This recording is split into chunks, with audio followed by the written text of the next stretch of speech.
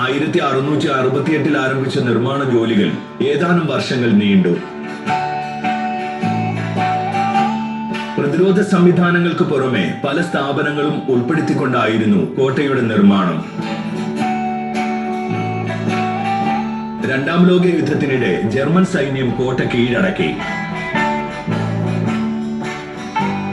നിരവധി സൈനികരെയാണ് അക്കാലത്ത് നാസി സൈന്യം വധിച്ചത്. പിന്നീട് സഖ്യസൈന്യം ജർമ്മനിയെ പരാജയപ്പെടുത്തുകയും നാസി പട്ടാളക്കാരെ ഇവിടെ തടവിൽ പാർപ്പിക്കുകയും ചെയ്തു. 1940-കളിൽ കോട്ടയ്ക്ക് ഹിസ്റ്റോറിക് മോണുമെന്റ് പദവി നൽകി.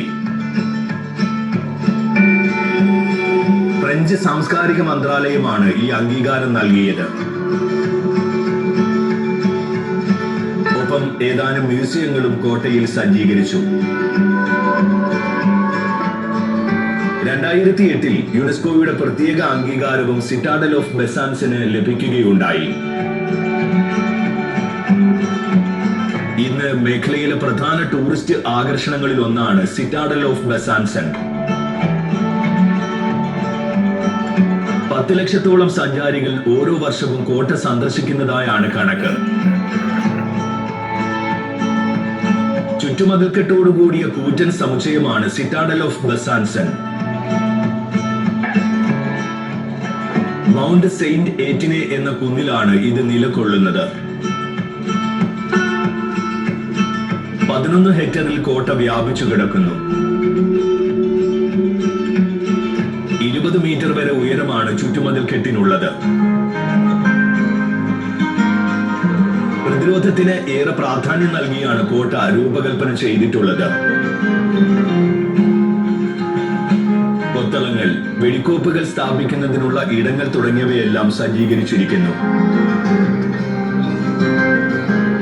ഉൾഭാഗത്ത് സൈനിക ബാരക്കുകളും സൈനിക ഉദ്യോഗസ്ഥരുടെ താമസ ഇടങ്ങളും അടക്കം നിരവധി കെട്ടിടങ്ങൾ കാണാം.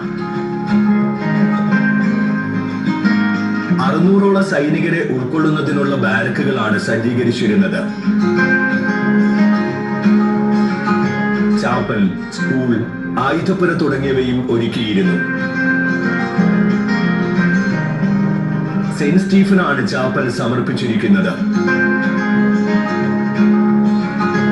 1682-ലായിരുന്നു സ്കൂളിന്റെ നിർമ്മാണം. വെടിമരുന്ന് ശേഖരിക്കുന്നതിനും ആയുധങ്ങളുടെ അറ്റകുറ്റപ്പണികൾ ചെയ്യുന്നതിനുമുള്ള സംവിധാനങ്ങളും ഒരുക്കിയിരുന്നു. Natural history museum, cultural museum, പുരാവസ്തു മ്യൂസിയം തുടങ്ങിയവയാണ് കോട്ടയിൽ പ്രവർത്തിക്കുന്നത്.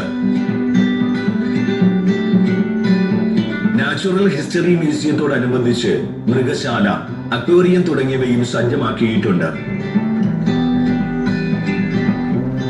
മേഖലയുടെ സംസ്കൃതിയാണ് കൾച്ചറൽ മ്യൂസിയത്തിൽ പ്രമേയമാക്കിയിരിക്കുന്നത്. ഫ്രാൻസിലെ കോട്ടയാണ് സിറ്റാഡൽ ഓഫ് ബെസാൻസൺ. മിലിറ്ററി ആർക്കിടെക്ചറിന്റെ മികച്ച മാതൃകയായി ഇത് കണക്കാക്കപ്പെടുന്നു.